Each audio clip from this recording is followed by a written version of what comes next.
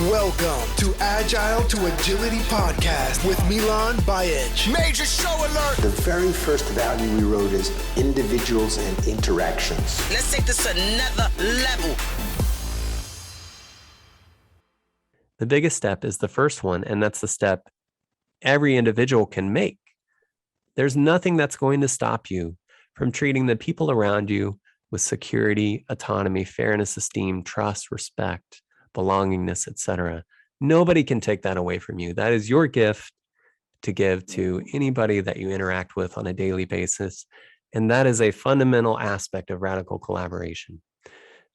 So don't think that you have to change the whole company all at once. You really have to start by changing yourself.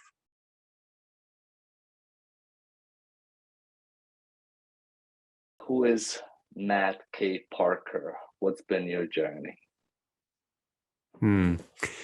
Yeah, well, I am a writer. I'm the author of A Radical Enterprise, and I sort of had a circuitous path to, becoming a writer. Growing up, it's not something I was planning to do. In fact, quite the opposite. Like I planned on being a software engineer from a very early age because my dad was a software engineer and my dad's dad was a software engineer. And, growing up with both of them and looking up to them and, telling me funny stories, like, what it was like to program on punch cards and, what how awful it was when you dropped them on the way to the operator and scattered them about, like just a bunch of fun stuff. And then when I started actually learning how to program myself, which actually wasn't until high school, I didn't really do it myself until I got into high school. But it really just cemented in me this belief that it's the most amazing thing I could do because it's so fun. And there's just nothing more amazing and creative than starting with, a blank screen and filling it up with all kinds of code that makes the computer do things that it couldn't do a minute ago. And I just was drawn to that process. And so, I studied computer science in college and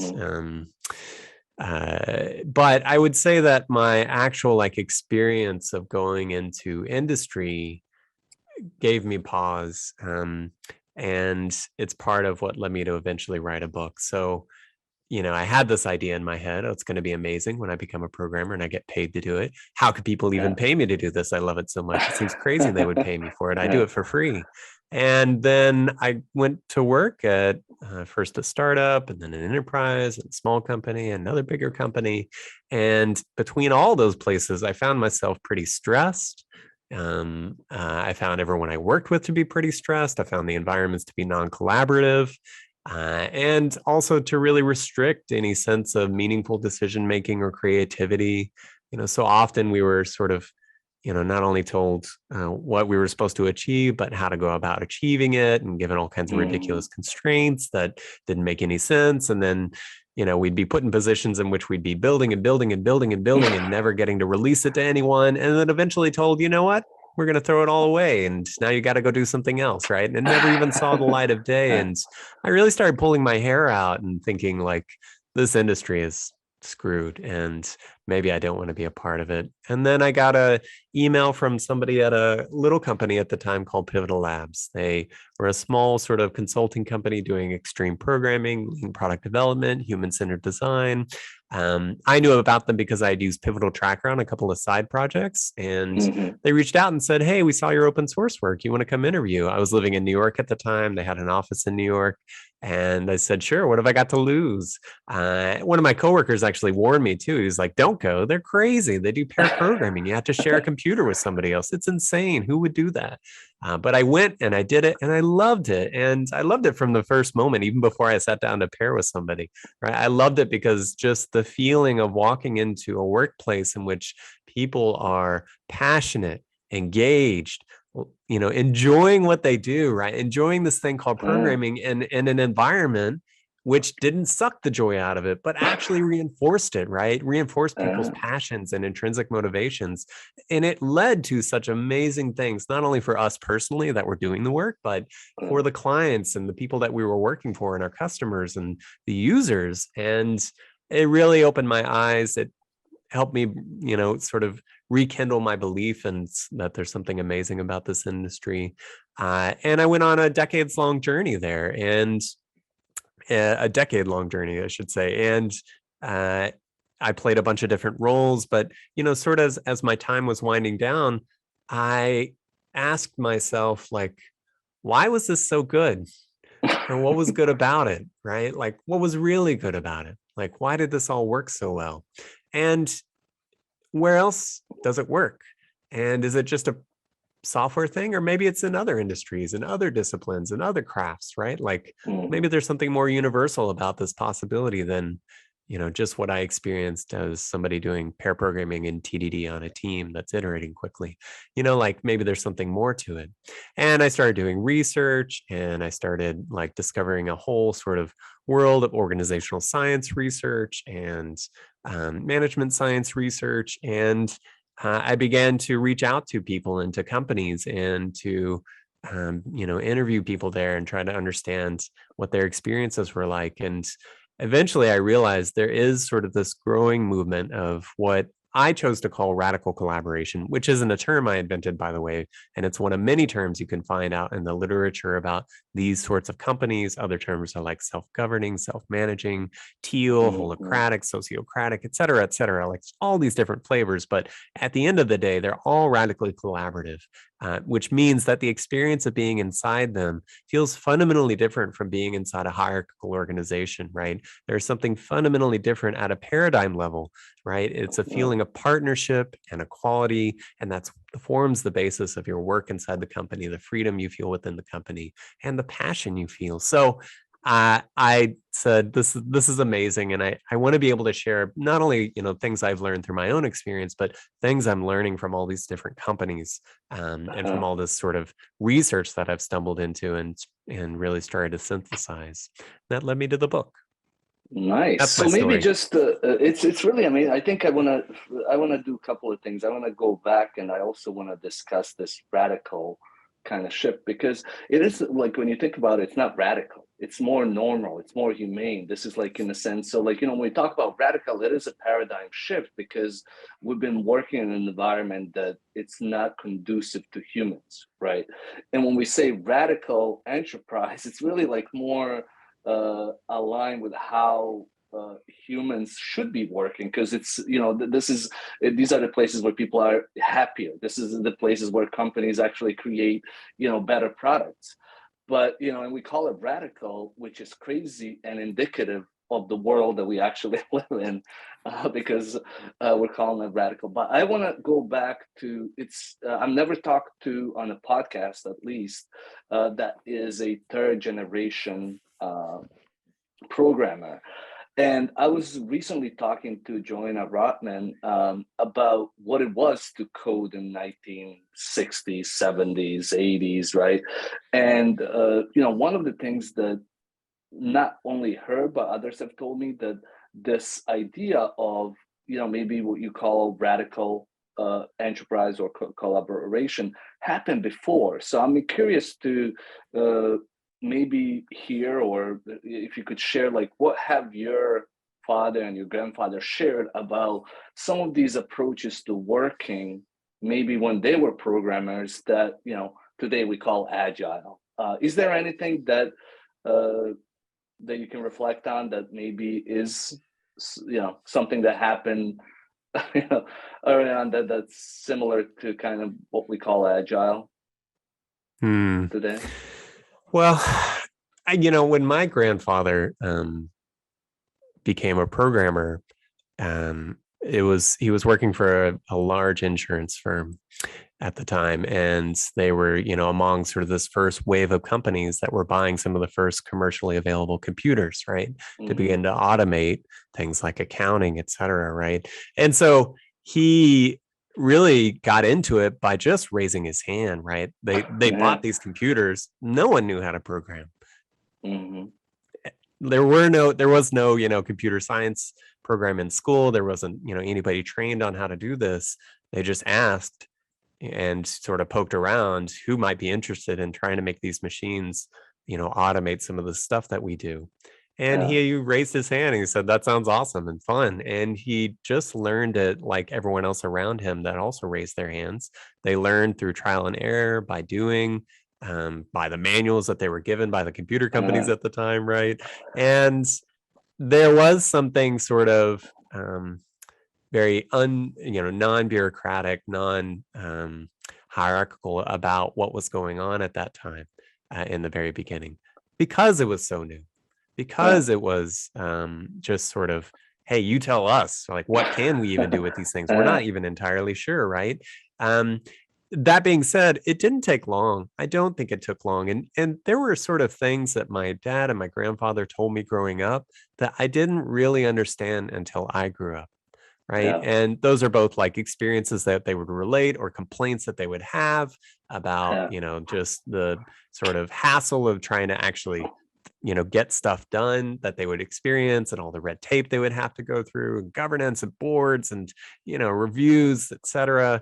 Like, I heard some of that growing up, but I couldn't really connect the dots. I also heard like my dad tell me like, oh, I'm suffering from panic attacks, right? And I like black out sometimes, and it's, really scary, and I feel like I can't breathe. Like, he would tell me that kind of stuff, and they would always happen at work. And I couldn't connect all these dots until I grew up and I sort of became immersed in some very hierarchical waterfall companies and experienced sort of the pressure cooker that is that way of working, and the stress and the sort of demoralization of it, and the loss of autonomy, the loss of meaningful decision making, the loss of creativity, and what that ends up doing to you as a human being. I think that's, some of what comes to mind when I hear your question about, this journey. By the late 60s, right, they were already sort of codifying what waterfall was. And they were also, people were already starting to say too, like, this is problematic and it doesn't work. And I can tell you, like, the last 5 years of doing this hasn't worked, right? Some of those things were already coming out by the late 60s too, right? The sort of clash of paradigms was already set in motion back then. Yeah, I think that's something that was prevalent probably from 60s too. Another thing that at least stood out to me is like this idea of collaboration, where like and I never like put this together, I guess, because of lack of experience, but she said the problem really became, and I'm referring to Joanna Rotman, computers were expensive. So like in early days, we had to collaborate and we had to share computers, and there was a lot more collaboration and sharing. And I was joking around, is this the earlier version of mob programming, and pair programming? But she said like the problem became when computers became cheaper and you could give each developer or programmer a computer, and then we started siloing things out and saying, hey, Matt, you're going to do this, you're going to do that. And that was something that, never came to mind, but like, decisions like that, or some type of, change like that, it influences how people behave, or how you measure. Probably that's when they started, looking at lines of code and things like that. So it is interesting how some of, especially the human side of things, like, that demoralization and, same type of pressure, exists. And I guess that's also, related to, we live in capitalist world. And I think what you describe as radical enterprise, it's not very conducive to capitalism, because capitalism is all about organizations succeeding, not employees succeeding. So the bigger ecosystem is also reinforcing certain behaviors, because, hey, we got to make the stockholders happier than employees. So could I just respond there? So I think this certainly is a perception. I would agree. I would go that far to say that there's a perception that spending time on creating environments that are good for the employees could be a waste of money, right? Because it's not helping you, like, maximize your profit or something. But that perception doesn't hold up, right? It doesn't hold up with the last 20 to 30 years of empirical research we have. Like, back in the mid 50s, right? There were a number of sort of psychologists and sociologists like Abraham Maslow and Carl Rogers and Richard Farson and others that were saying effectively, we believe, based on everything we know about human beings and about intersubjective experiences, we believe that if you create environments that are good for people, you will also create good outcomes for the organization. One will lead to the other. And undercutting people will lead to bad things for the organization. And they could point to anecdotes to say that would support, right, their hypothesis, but they didn't have, right, the sort of large scale empirical studies that would begin to really help us know whether or not this hypothesis seems true. But over the last 20 to 30 years, there's all kinds of fascinating work that's been done to understand what is or isn't the correlation between things like trust and things like productivity, right? Things like intrinsic motivation and things like performance, right? Things like autonomy and things like accountability. What are the relationships? Or maybe there are no relationships, right?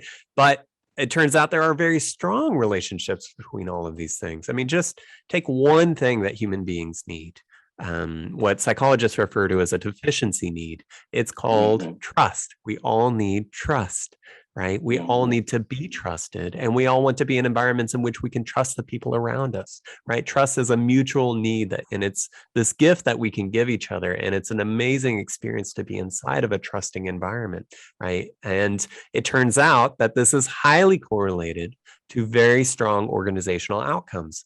High trust environments lead to 32 times the amount of positive risk taking within a team or an organization. Right. So positive risk taking could be things like doing an experiment to test an assumption, right? Even though you may discover you invalidate it, right? You may discover that you were wrong and you need to course correct, doing it anyways, right? Taking that risk, putting yourself out there, right? And so it leads to 32 times the amount of risk taking, which leads to 11 times the amount of innovation, which translates into 6 times the amount of economic performance, right? And so that's just one of these things that human beings need that leads to a multiplicative effect on organizational outcomes. So when we say that, maybe doing things that are good for people isn't supported by capitalism, I think it's not actually supported by people's perceptions and beliefs that are really old and out of date with everything we know to be true. The reason that radically collaborative corporations have grown from 1 to 3 to 8% of companies around the world isn't just because there are a growing number of people that have that believe and value the experience of human beings working together. It's also because they are having these outsized economic outcomes, financial outcomes. They are more competitive, right, than the hierarchical companies that they're competing against on an open market. The other thing I'll say about this relation. Oh, go ahead. No, sorry. you go. All right. No, it's just like I'm thinking as you're, describing that, and it's like it goes back to that engagement, right? Like, everybody has heard that, only a third of people, at least in Western countries, probably higher than others, are disengaged at work, right? And that's a huge part. Like, if you don't have that trust, if you don't have that, like, people just go to work, you have lack of innovation, so that's what as you were, describing, it reminded me of that high levels of disengagement in organizations. And where there's higher engagement is like, if I can trust you. Recently, I spoke with a client, and one of the managers said, Milan, the only way to get promoted here is to stay under the radar and not fuck things up. And that's like that's in the telling you what that tolerance for trust or vulnerability is. Just like, don't mess up, don't just stay on the radar, and it'll filter out for people that do risk things and try things that are not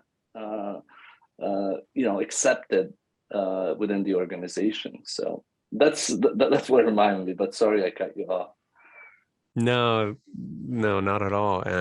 Yeah, no, by the way, the growth and disengagement, right? That's been happening over the course of many decades now, and it's alongside the growth of other bad things too, like mistrust, right? Mistrust is something that now something like 56% of people globally mistrust their CEOs, right? And that number skyrockets in certain countries like France and Japan and others. Like, it's just off the charts. The other sort of growth is a sense of meaninglessness. 9 out of 10 people. There's a great study that was done in 2018 that's called Meaning and Purpose at Work, I believe it's called. And the study itself discovered that 9 out of 10 people would be willing to give up 23% of their lifetime earnings, future lifetime earnings, to have more meaning at work. Right? 9 out of 10. Right? Crazy. That's not a small number, right? That is the overwhelming majority of people are feeling like that the thing they spend so much time on day in, day out isn't giving them a sense of meaning or purpose. And so we wonder why things like productivity is, slowing and decreasing, right, decade over decade. But it shouldn't be a surprise. We wonder, like, where did this great resignation come from? But if you had been looking at these studies over the last several decades, you would have predicted this, right? You would have predicted this 3 decades ago. We already knew like things were coming to a tipping point. Things were going to come to a head. Like there's only so much meaningless mistrust, disengagement, etc., that people are going to take before something has to give and something has to change. And that's where we're at now. Something has to change. And so even though over the last couple of decades, we've seen the number of non-hierarchical, radically collaborative organizations grow from 1 to 3 to 8% of companies around the world, I think now we're going to see an explosion in them, right? Because I think it's a non-linearity. I don't think it's going to be linear growth anymore. I think it's going to be non-linear growth. It's at that tipping point. Yeah. So maybe let's, we're kind of dancing around some of the topics from your book. Again, Radical Enterprise, Pioneering the Future of High-Performing Organizations. And I do think that's the future of the high-performing organizations. In your book, you describe 4 imperatives: team autonomy, managerial devolution, deficiency gratification, and candid vulnerability. Let's start with team autonomy. Why is team autonomy an imperative, and why is it so hard to achieve? Mm-hmm.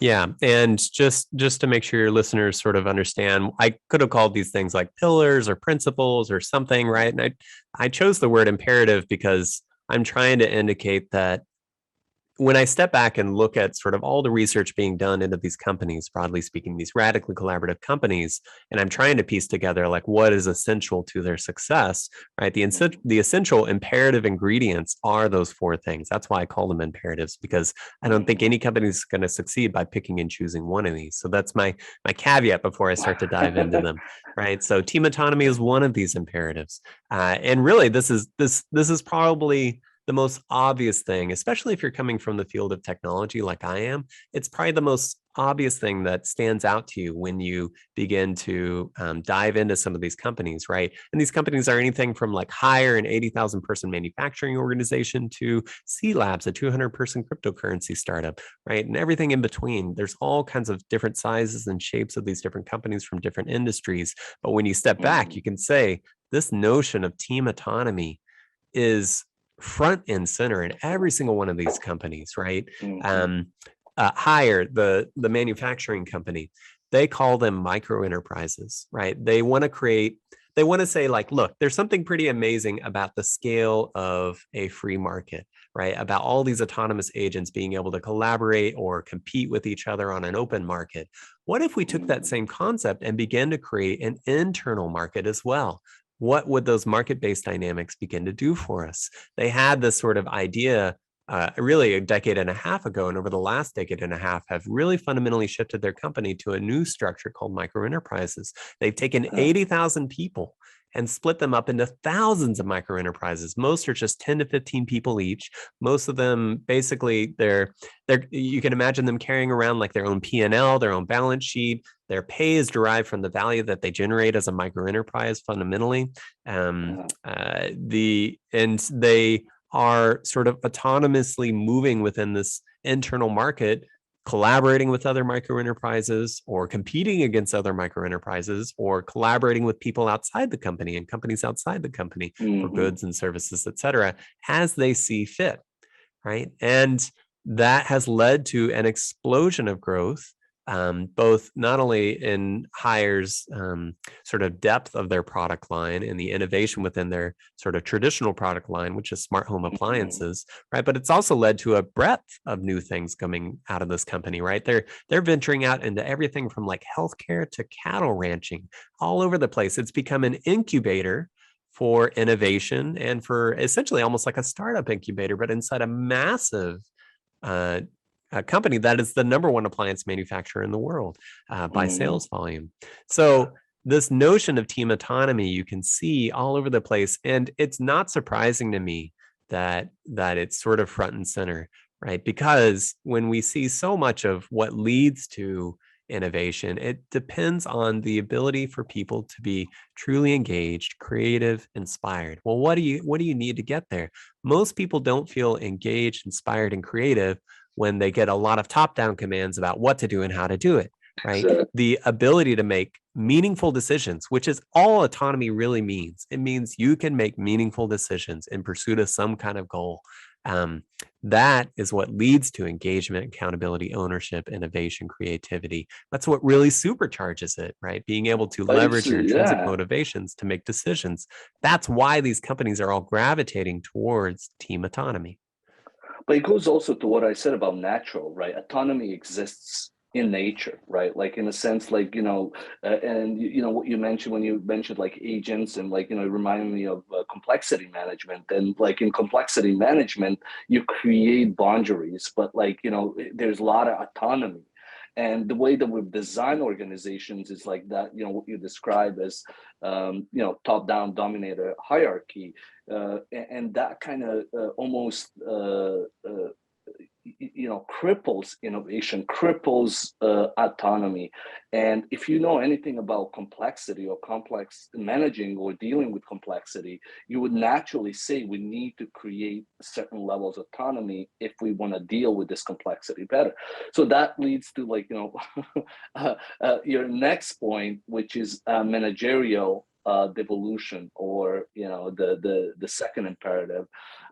Could you maybe talk about from your perspective, why did you call it managerial devolution, and what does that mean for you? Yeah, devolution has a colloquial meaning, sometimes you might insult somebody by saying like, you're so devolved, right?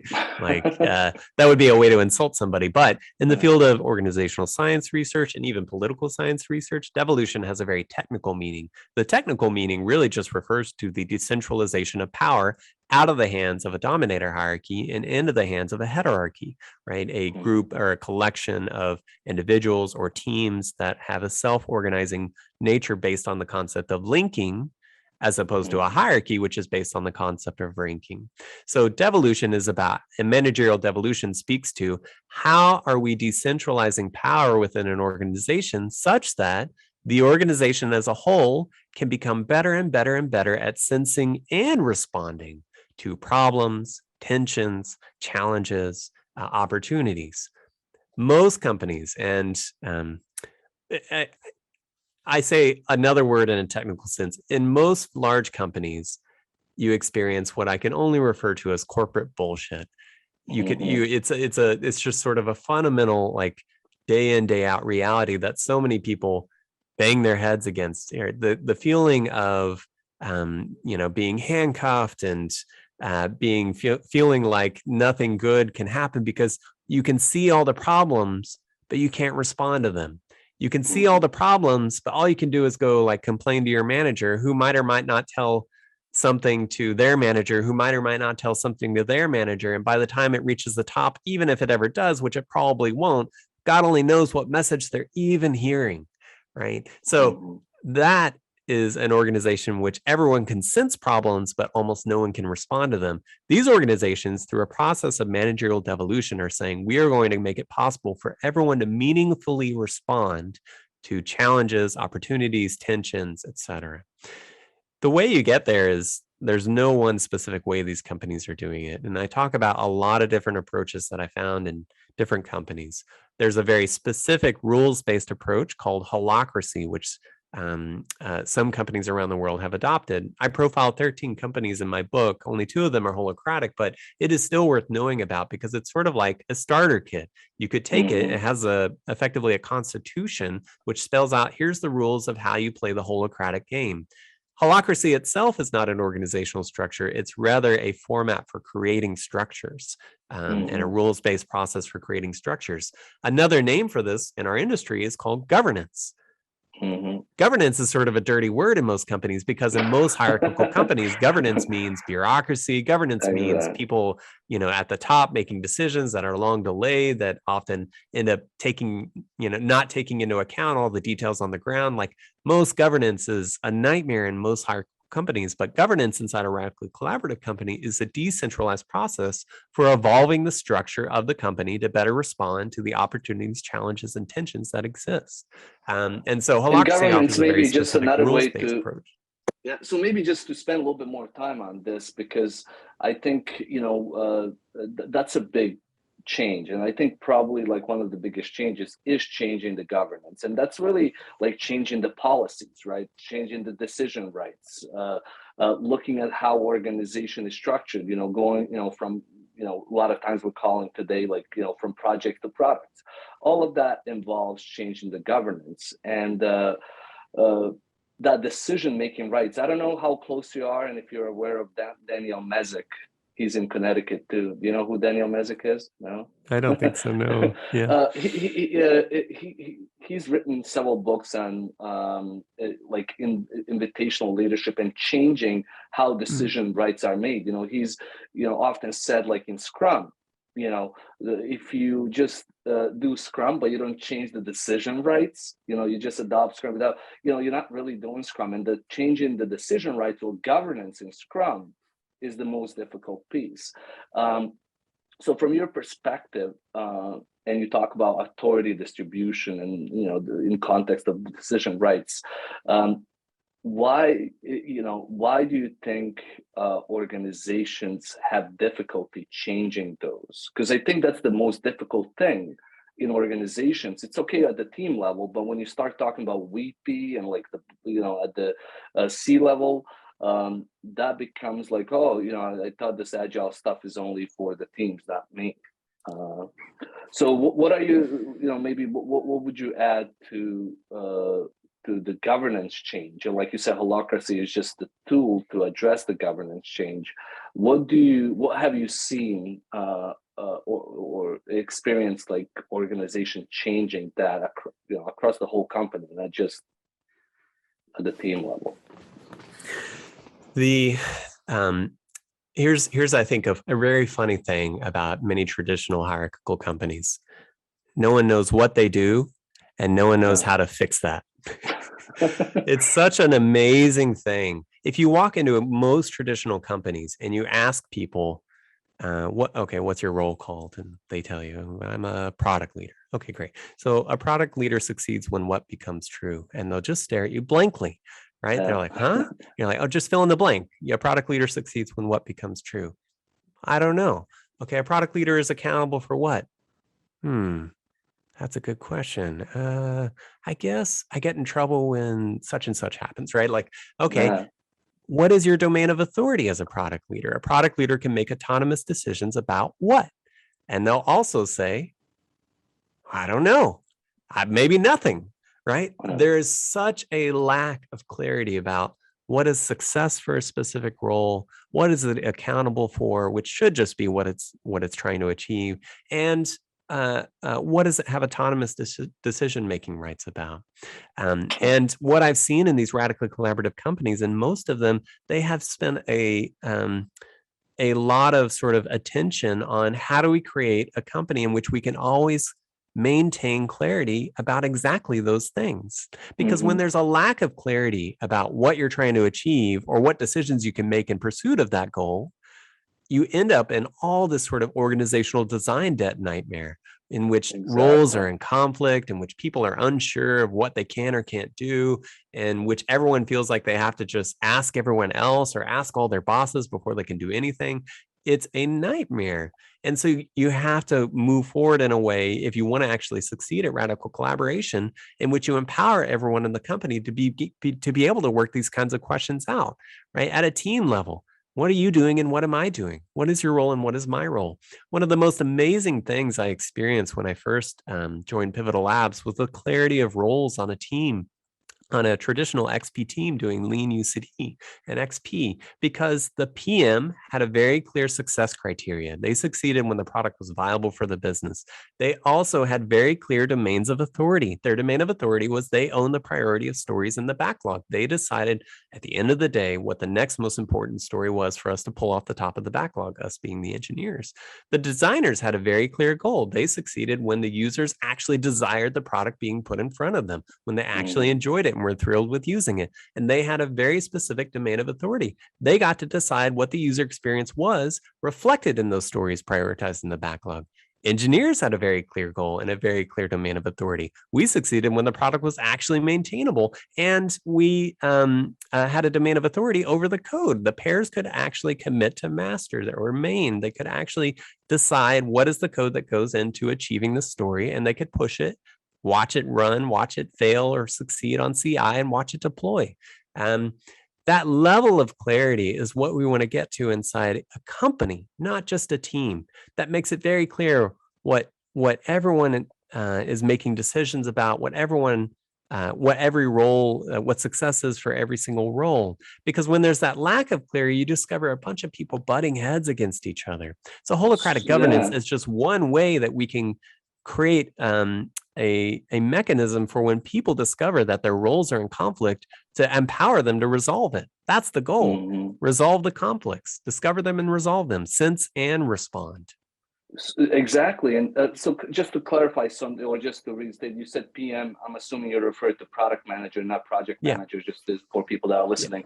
But like, so who is responsible for that devolution, managerial devolution? Because that's another thing. I just did a conference this week on value streams and flow. We talked about, what impedes creating those end-to-end value streams. And it goes back to the leadership and people designing. And when, some of the questions I asked were around, well, who is responsible for business and organizational architecture? Who's responsible for making these decisions about, devolution or changing from dominator hierarchy to some type of more network type of hierarchy?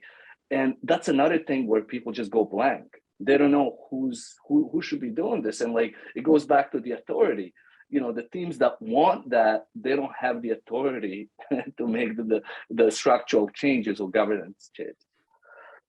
So Right. what do we do? It's like, it's almost till the board and the CEO and people that are running the company come to that conclusion, we're screwed, because ultimately they have the keys or they have the authority to make that decision.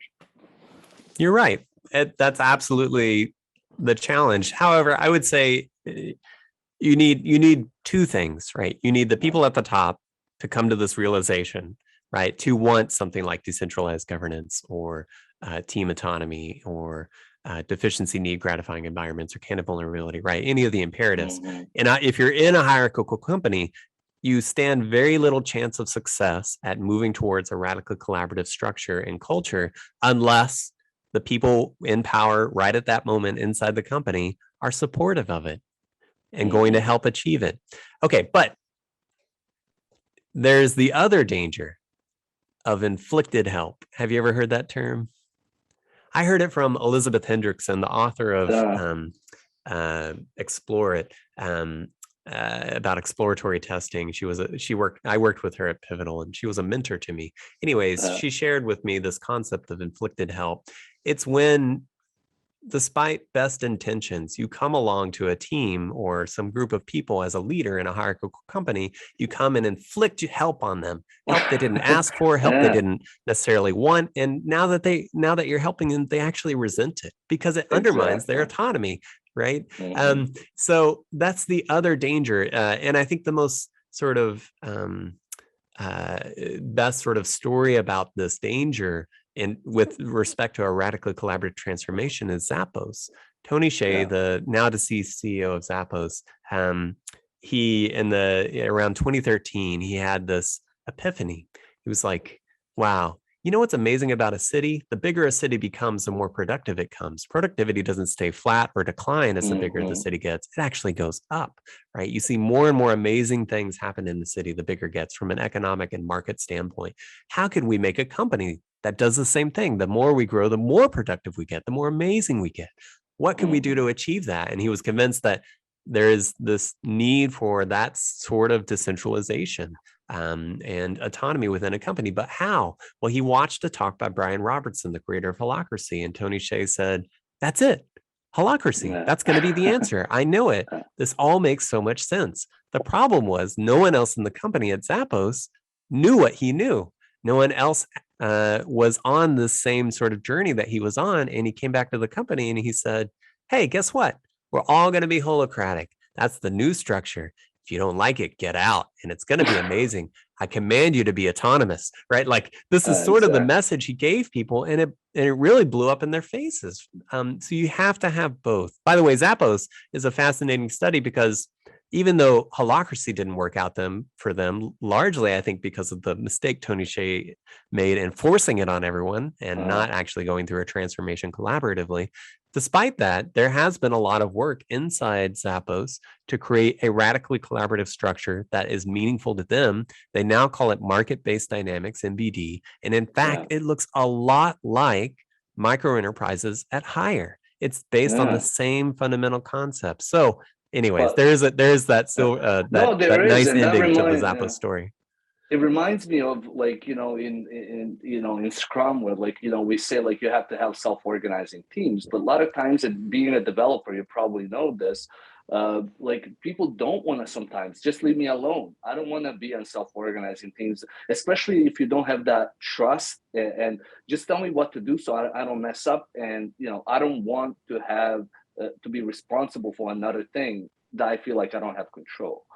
But let's wait, I just want to comment on that because I talk about it in the book. There's I'm sure you've mentioned it on this podcast before, theory X and theory Y, right? Theory X is a pictorial mnemonic. If you imagine a worker holding their arms like this, right, as an X, saying, screw you, I'm not going to work unless you force me to. I'm not going to be productive unless you force me to, with carrots and sticks, right? This is a fundamental theory of management that animates a lot of leaders. They believe their workers are inherently lazy, inherently recalcitrant, and will not perform unless you're whipping them with sticks or dangling carrots in front of them, right? Either monetary or punitive sort of incentives and disincentives. The problem is that's not how humans work. Humans aren't born lazy and recalcitrant. Humans are born with a desire to learn, a desire to grow. Intrinsic motivation is inborn and instinctoid. The problem is theory X is a self-fulfilling prophecy. Even though your workers may have showed up day one, passionate, engaged, and motivated, if you treat them according to theory X, they will eventually become lazy and recalcitrant because you will diminish, attenuate, potentially even destroy any intrinsic motivation and passion that they had. And they will eventually arrive at a state in which even if you came along and said, hey, we're going to create a new structure in which you get to make meaningful decisions, they might get to the point where they say, I don't want to. Screw all this. Yeah, so it's I like have the no passion for it.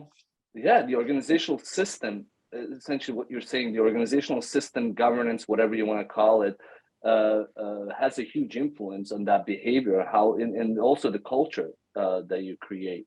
Let's dive. We have about 15 more minutes. I want to talk about deficiency gratification and candid vulnerability. So from deficiency gratification, could you maybe talk about it? And then in your book, you said it's the biggest discovery of the 20th century as far as referring to human needs. So could you elaborate on what you mean by that? Yeah, totally. So just broadly speaking, the first two imperatives that we talked about, team autonomy and managerial devolution, those speak to the formal structure of a company.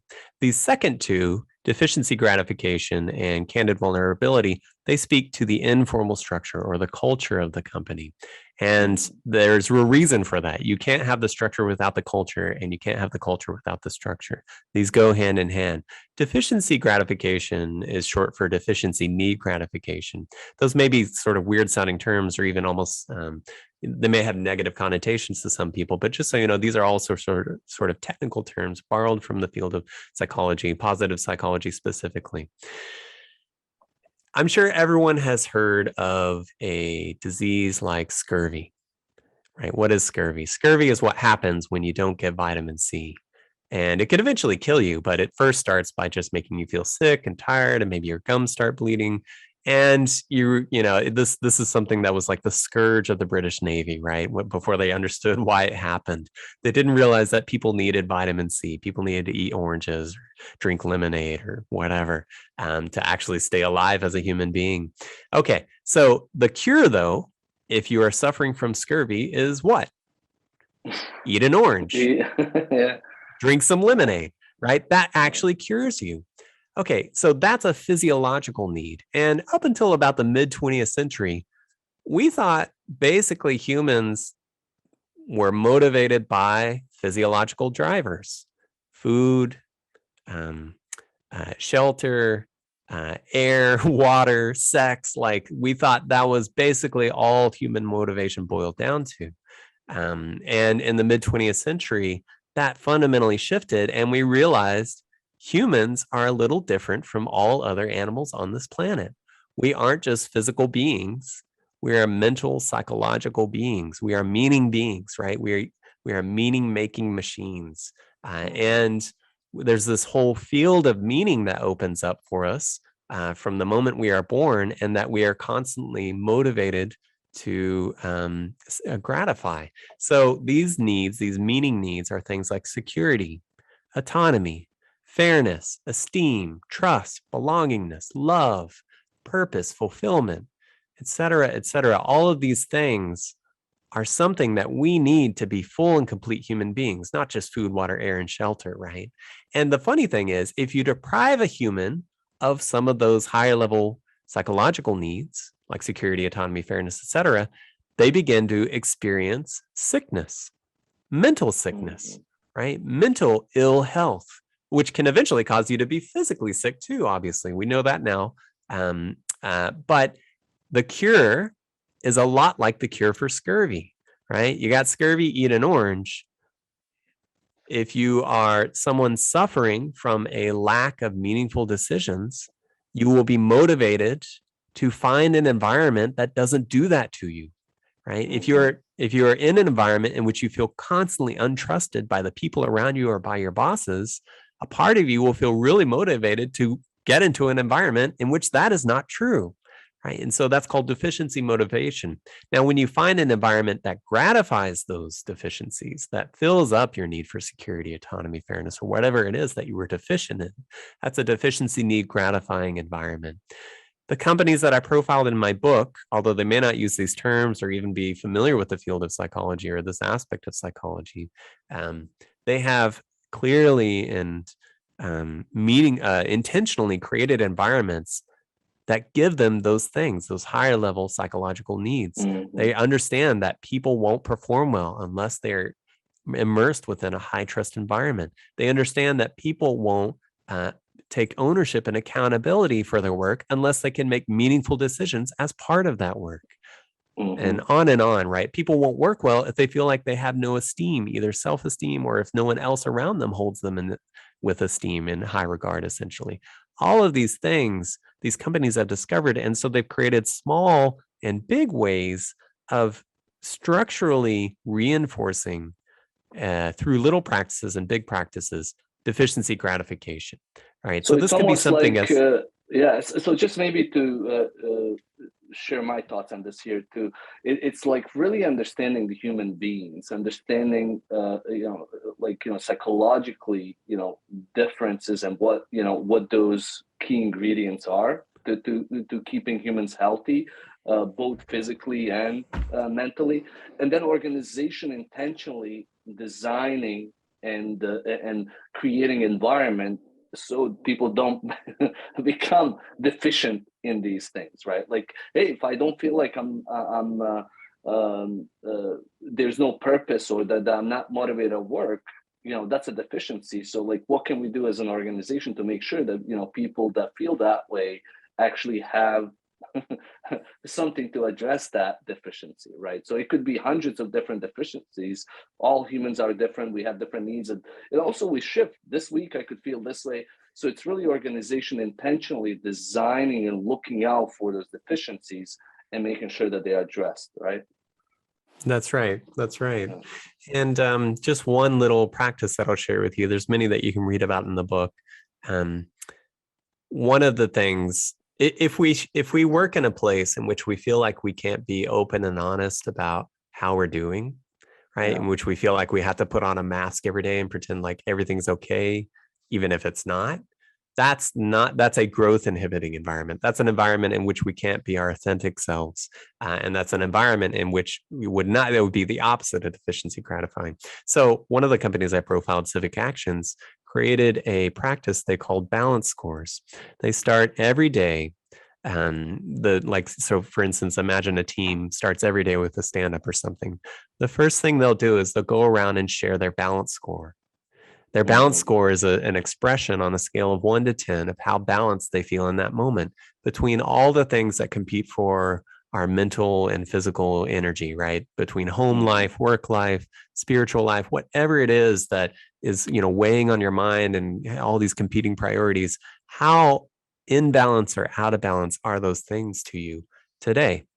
And they just say a number. They don't say why, they just say a number. So maybe every day I would come in and to my team, and maybe my normal is to say, I'm a 7, I'm a 7, I'm a 7. And then the people I work with every day, they hear me say I'm a 7, and then they work with me and they collaborate with me, and they get to know what it means for Matt to be a 7. And then one day I show up and say, I'm a 3. And I don't have to say anything more. The people around me immediately know, Matt's not having a good day, right? I'm going to collaborate differently. I'm going to calibrate the way I collaborate with Matt today. And I'm going to be empathetic because I know what it feels like to go from a 7 to a 3. I know how that feels, and it's not fun. And you need the people around you to support you when that's going on. That's a deficiency gratifying practice. But that reminds me of that fourth imperative, vulnerability. Like, in order to do that, you have to be vulnerable, right? And to be vulnerable, a lot of times, I tell people, I think Brené Brown talks about it, like, you have to have courage to be vulnerable, right? So like, creating that, and that both courage, to be vulnerable results in that trust, right? Like that you talked about. So it's creating environment where people can be courageous if they don't feel like, especially if I'm new to your company and you're asking me to tell you how I feel, I might just say 10 just so you don't bother me, right?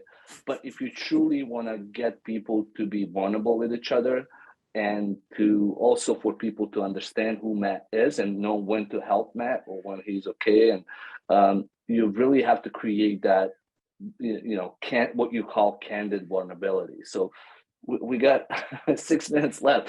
What could you tell us about creating that culture of candid vulnerability? Yeah. Candid vulnerability is what it sounds like. It's saying what you think, but it's also being vulnerable by saying why you think it.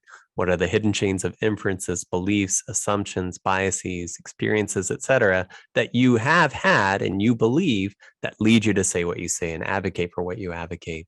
The reason that's a vulnerable thing to do is because the second you open up that hidden world of inferences to other people, you expose it not only to exploration, but potentially to invalidation, because you are potentially going to learn something that makes you realize, I came to the wrong conclusion. I don't know everything. I know I don't everything. I know I don't know everything. But if I tell people why I believe what I believe, I may discover that I'm wrong. That's a scary thing to do. It does require courage. So how do you get there? You have to create an environment which makes vulnerability psychologically successful. Psychological success is something that's been studied for over 80 years now, and it's really related to the momentary level of aspiration anyone has. our ability to set a goal for ourselves and move towards that goal really is related to the degree of psychological success we've had previously in doing that. So if I have a goal of being vulnerable, it's my courage to do that in the moment is related to how much psychological success I've had previously in being vulnerable. So if vulnerability in the past led me to, I don't know, get fired because I let it be known that I made a mistake and I got fired for it or something, right? Or if it led me to be shunned by the people around me, if it led me to miss a promotion or to feel like I didn't get the kind of raise that I thought I was going to just because I was vulnerable, then I'm probably going to really fear an environment in which people are vulnerable because my previous experiences have not been one of psychological success around it. So the degree to which a company can create a culture of candid vulnerability is largely dependent on how do you make vulnerability psychologically successful? How do you make it so that when somebody is vulnerable, they not only don't feel punished in the moment for it, but celebrated in the moment. And now they have more energy to do it next time. They're more likely to do it next time instead of less likely. Yeah. It creates like, well, as you're saying, like, it's like I'm thinking about scenarios where I was in those situations. And it's like that vulnerability creates that transparency, right? Too, because if you're vulnerable, you're more likely to, a lot of times we don't share, our feelings. We might, people might see it on our emotions, but we don't share a lot of times feelings, and it's tough. But like when we are vulnerable and we share, like we have the opportunity, we create transparency and like that empiricism of creating transparency and then continuously inspecting and adapting. You can inspect and adapt to something that you see. If you're not willing to share with me, and you're only keeping it in, and I can see Matt, is maybe pissed off, but he's not really sharing and not being vulnerable, then there's no opportunity to inspect and adapt. It's almost like, you're working in the dark. What would you like to? An hour flies by, and I think if I didn't have that, maybe we could go longer. But I have one in a couple of minutes here. I can extend it maybe by 5. But like, what would you? What else would you like to share from your book or from your experience from these research that you've done for your book? What would you like to leave us with?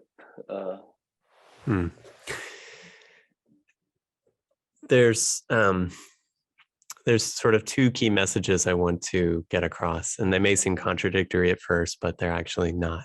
So the one message is you're not going to be successful with radical collaboration if you just cherry pick one of these imperatives, right? Team autonomy won't work without managerial devolution or without a culture of deficiency gratification and candid vulnerability.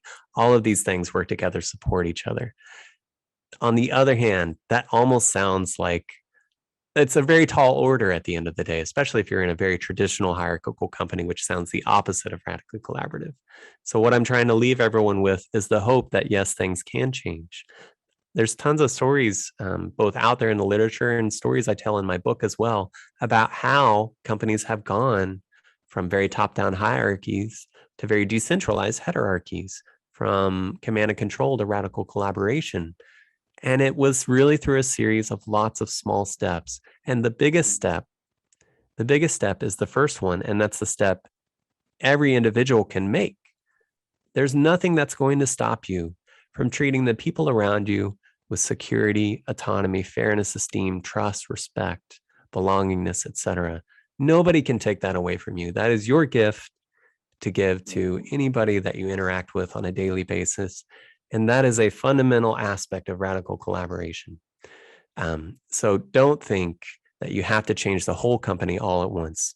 You really have to start by changing yourself. That's a really good one. And I think that it starts, a lot of times, not a lot of times, but always with us. So that's something that also resonates with me. Thank you, Matt. This has been fun. I wish, I feel like we could talk about this and we could dive deeper into this, but I would recommend to people, here's the book, Radical Enterprise. Check it out. It's really good. There's audio version. That's the one that I've been listening to. Matt just sent me this one. Thank you again. We're sending a signed copy. But yeah, thank you so much. And like I said, I want to hear your voice on the next book that you write. Thank you. Just one last thing too. If anybody out there is listening to this and you want to get in contact with me, my website is mattkparker.com. My email is matt@mattkparker.com. So you can even just email me.